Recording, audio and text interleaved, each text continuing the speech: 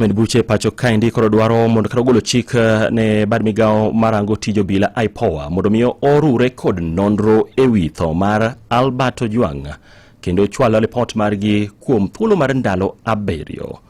DPP Renson Igonga wacho ni oluwo bura ma kamano kendo kaluwore kod ng'ur mawuok kuom oganda jo Kenya en bura ma nyaka koro IPOA ne oruore go mapiyo mondo mi familia mar Albert Ojwang oyudo ratiro margi.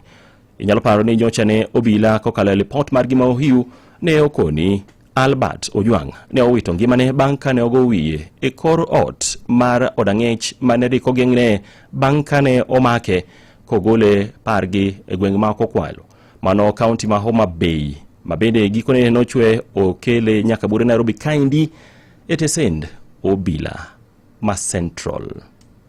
There were serious injuries to the head. There were also features of neck compression.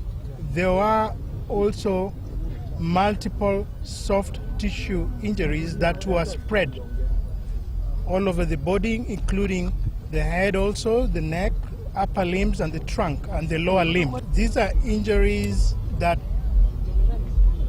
externally inflicted from external source and are in keeping with assault.